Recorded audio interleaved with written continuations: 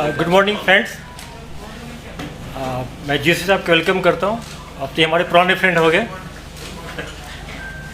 कल इवनिंग में शोपियान पुलिस को एक इत्तला मिली थी कि मनिहाल विलेज में 4 टेररिस्ट छिपे हुए हैं। आर्मी सीआरपी पुलिस कॉर्डन डाली और हम लोग अपील किए। इनफैक्ट उसमें से एक टेररिस्ट के वाइफ को भी ले गए, हम लोग अपील करवाए। बाकी की फैमिली में अपील किए लेकिन सरेंडर नहीं किया और उधर से अंदर से घर के अंदर से फायरिंग किया। फिर इनकाउंटर शुरू हो गया। इनकाउंटर में 4 टेररिस्ट मारे गए। चारों कैटेगराइज टेररिस्ट है, लश्कर तैयबा से बिलोंग करता है। हालांकि अपने आप को सो कॉल्ड लश्कर मुस्तफ़ा बोलता है, लेकिन हम लोग टीआरएफ, पेप, एलईएम को उतना तरजीह नहीं देते हैं। ये फेक नेम्स है, ये सब ऑफुट है, एलईटी का, कोई जैश मोहम्मद का। तो ये सारे हमारे कैटेगराइज, हमारे लिस्ट में ये एलईटी के नाम पर है। 3 पिस्टल एक के मिला है। मैं चारों का नाम बताता हूँ। एक है रईस अहमद भट्ट जो अक्टूबर लास्ट ईयर से एक्टिव था। दूसरा है आमिर सफ़ी मीर जो फरवरी 2021 से एक्टिव हुआ इसी साल। याकीब अहमद मलिक है जो दिसंबर लास्ट ईयर से एक्टिव हुआ है। और आफ्ताब अहमद वानी जो लास्ट ईयर नवंबर से एक्टिव हुआ है। फ्रेंड्स, इस साल अभी तक 9 इनकाउंटर्स हुए हैं, जिसमें से कि एक नॉर्थ कश्मीर, बाकी साउथ कश्मीर हुआ है। और इस 9 इनकाउंटर टोटल 19 टेररिस्ट मारे गए। इस 19 में से 9 जो है 9 सिर्फ शोपियान डिस्ट्रिक्ट का है। और 2 टॉप क्लास का कमांडर है। एक अलवदर का जो गनी ख्वाजा मारा गया था सोपुर में, और एक सज्जाद अफगानी मारा गया था जैश मोहम्मद का। 2 टॉप कमांडर है। टोटल 18 टेररिस्ट रैंक में नए लड़के ज्वाइन किए हैं, जिससे 18 में से 5 इनकाउंटर में मारे गए हैं। 3 अरेस्ट हुआ है, बाकी फील्ड में एक्टिव है। उनके पेरेंट्स से भी हम लोग अपील कर रहे हैं कि उनको वापस लाएं। कुछ पाइपलाइन में है, शायद वापस भी आ जाएगा। और इसके अलावा हम लोग के करीब 7 ऐसे यूथ था जो कि ज्वाइन कर चुका था, उनको फैमिली के हम लोग हेल्प से वापस लाए हैं। और हम लोगों पर पुलिस सिक्योरिटी फोर्स और पेरेंट्स काफ़ी ट्रस्ट बढ़ा दिए हैं। और कल भी हम लोग एक्सपेक्ट कर रहे थे कल रात में 2 बजे की सरेंडर कर जाएगा। काफ़ी अपील हो रहा था फैमिली की साइड से हम लोग से, लेकिन नहीं हो पाया, उन्होंने नहीं माना। और फिर भी हम लोग लगे हुए हैं। इसके बाद जहाँ तक बात है एसओपी फॉलो करने का, हम लोग पूरी तरह इसको फॉलो, जैसा कि आप लोग को पहले बोले थे हम लोग कि जनवरी में पहला पीसी में कि हम लोग का फोकस रहेगा खास करके जो लोकल टेररिस्ट है जो हमको सरेंडर कराएं, चाहे ड्यूरिंग इनकाउंटर हो या बिफोर इनकाउंटर। ये हम लोग प्रोसेस में लगे हुए हैं। एसओपी का फॉलो हो रहा है।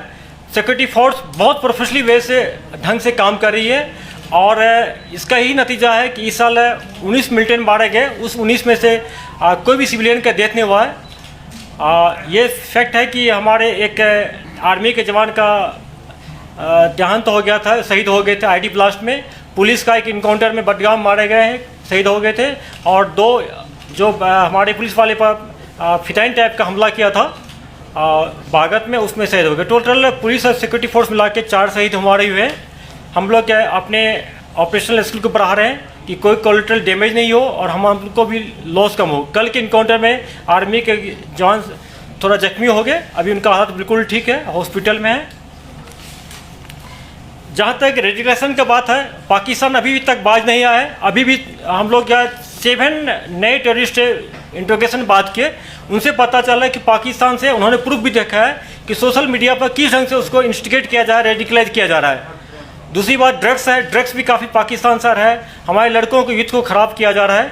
इससे मैं पेरेंट्स से अपील करता हूँ कि अपने बच्चों को संभाल रखें, उनसे काउंसलिंग कराएंगे। अगर कोई बच्चा, किसी का अगर बेटा हो चाहे लड़कियां हो, अगर ड्रग्स लेती है, हमारे पुलिस का जो हॉस्पिटल है ड्रग्स डिटेंशन सेंटर, वहाँ जाए, उसको हम लोग पूरा हेल्प देंगे, करेंगे, उनको मिनिस्ट्री में लाएंगे।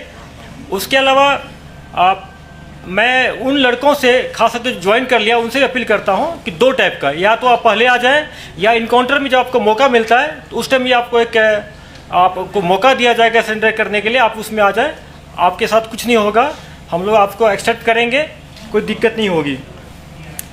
बाकी समर की जहाँ तक बात है, हम लोग पूरी तरह तैयार है। हम लोग का अपना प्लान बन गया है। कहीं कहीं हम लोग नाका को बढ़ा दिए हैं, कहीं कैंप को शिफ्ट कर रहे हैं। और जैसा कि हम सब जानते हैं कि इलेक्शन के बाद हम लोग को एडिशनल फोर्स मिल जाएगा और जहाँ जहाँ सिक्योरिटी का कमी है, जिस एरिया में सिक्योरिटी का कमी है उसको हम प्लग कर लेंगे और बहुत ही सक्सेसफुल सेफ इंसिडेंट फ्री यात्रा करवाएंगे हम लोग, कोई दिक्कत नहीं होगी। और लॉ एंड ऑर्डर की जहाँ तक बात है कि अगर किसी इनकाउंटर में छूट-फूट पथराव होता है, देखिए एक चीज़ बात मानना पड़ेगा आपको, जब फायरिंग शुरू होता है तो हम लोग गांव से और उसके आसपास के घर से लोगों को निकाल लेते हैं। घर से निकालेंगे तो कहाँ रहेगा, इनकाउंटर साइड के बाहर रहेगा। तो इसका मतलब ये नहीं होता है कि वहाँ पर जुलूस जमा हो गया। ये लोग उसी गांव के होते हैं, उसमें से 5-10 कुछ मिसक्रिएंट होता है जो पत्थर मारता है, उसको हम लोग ठीक से हैंडल कर रहे हैं, जिसका उसमें वीडियो में प्रूफ आता है या पिक्चर है, उसको अरेस्ट करेंगे हम लोग। कुछ को PSM बुक किए हैं और आगे भी करेंगे। लेकिन ऐसा कोई वारदात नहीं हो रही है कि दूसरे गाँव से लोग आके ज्वाइन कर रहे हैं पत्थरबाजी में। इश्यू कोई सीरियस नहीं है। मैं आप लोगों से अपील करता हूं कि इनको ज़्यादा इस बात को ज़्यादा ऐसा माहौल नहीं क्रिएट करें, फॉल्स नैरेटिव नहीं फैलाएं कि पथराव बढ़ गया है। जहां भी हो रहा है अंदर कंट्रोल कर रहे हैं हम लोग, बहुत ढंग से इसको कंट्रोल करेंगे, कोई दिक्कत नहीं होने देंगे।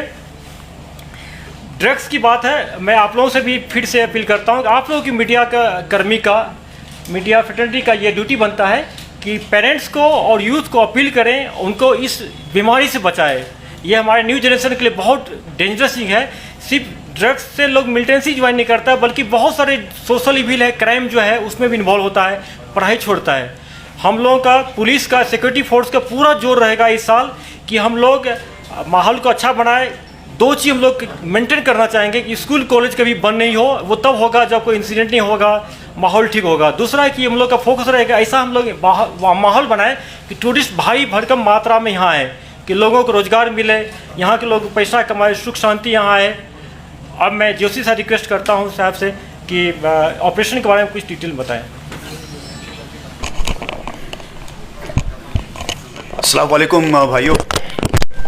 जैसे आपको IG साहब अभी बता ही रहे थे, यह खबर कल शाम को आई थी पुलिस की तरफ से, और आप लोग सब इस चीज़ से भी बिल्कुल वाकिफ़ हैं कि पुलिस, CRPF और आर्मी के अंदर बिल्कुल 100% तालमेल है।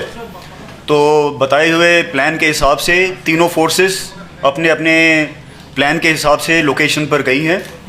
लोकेशन पर पहुंचने के बाद जैसे IG साहब बता रहे थे, सबसे पहले एक ही हमारी बटालियन से ही जो कि 44 RR है, वो जाके उसकी फैमिली तक पहुंची है।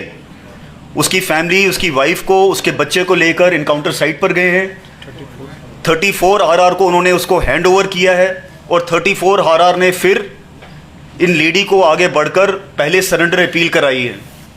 उसके बाद उसके बच्चे को भी फैसिलिटेट किया है जो कि 4 साल का था, कि शायद उसके कहने से वो वापस आएगा। अभी हमें ये पता लग रहा है कि आकिब तो वापस आना चाह रहा था, पर अंदर बैठे हुए 1-2 और जो थे उन्होंने इसको रोक लिया था। तो शायद अगर वो आ जाता अपने दिमाग से तो शायद हम उसको बचा लेते। उसके बाद उसके ब्रदर इन लॉ को भी हमने आगे किया, उसने भी जाके उसको सरेंडर अपील के लिए कोशिश करी है। यही चीज़ तब भी हमारे को पेश आई, और तभी अगर आप देखेंगे रात से लेकर हम सुबह तक इसीलिए डिले कर रहे थे कि हम जितना हो सके कोशिश करें और सरेंडर ले सकें। पर जब वो सारी चीज़ें फेल हो गई और अंदर से फायर तेज़ हो गया, तब हमारे पास कोई चारा नहीं था कि अब हम अपनी अगली कार्रवाई कर सकें। तो आपके ज़रिए, मीडिया भाइयों के ज़रिए यही पैगाम हम सब की तरफ से, IG साहब की तरफ से और कोर कमांडर साहब की तरफ से, मेरी तरफ से, कि जो भी सरेंडर के लिए आना चाहता है लास्ट मोमेंट तक, सारी की सारी सिक्योरिटी फोर्सेस लोकल लड़कों के लिए कमिटेड हैं। अगर लास्ट मिनट तक भी हमारे पास होगा, हम अपनी जान की परवाह ना करते हुए फिर भी सरेंडर लेंगे। मेरे एक लड़के को जो 34 RR का था, जिसको गोली लगी है, वो गोली भी इसीलिए लगी है क्योंकि वो कवर लेकर आगे जाके उसको लाने की कोशिश कर रहा था। अगर हम ये सब ना करते तो शायद ये इनकाउंटर आधा घंटा भी ना चलता। तो पहला पॉइंट ये है। दूसरा पॉइंट ये है कि जैसे IG साहब बता रहे थे, काफ़ी लड़के भारी तादाद में इनडायरेक्टली हमारे तक अपने पैगाम पहुंचा रहे हैं कि वो वापस मेन स्ट्रीम में आना चाह रहे हैं, पर उनके एक आध कोई रैंक लीडर होते हैं जो उनको रोकते हैं। तो आपके ज़रिए अगर हमारा ये पैगाम गांव-गांव तक जाए कि जो भी वापस मेन स्ट्रीम में आना चाहता है, हम उसको बहुत खुशी से वापस शामिल करना चाहेंगे। सारी सिक्योरिटी फोर्सेस उसके लिए भी कमिटेड है। लास्ट मैं 34 RR, 2 सेक्टर RR, CRPF और JKP जो कि बिल्कुल एलीट पुलिस फोर्स बन चुकी है, उन सबको कोर कमांडर साहब की तरफ से, मेरी तरफ से बहुत बहुत धन्यवाद कहना चाहूँगा, क्योंकि इतने प्रोफेशनल तरीके से जो आजकल ऑपरेशंस हो रही हैं वो तब तक नहीं हो सकती जब तक टोटल समन्वय ना हो। Thank you.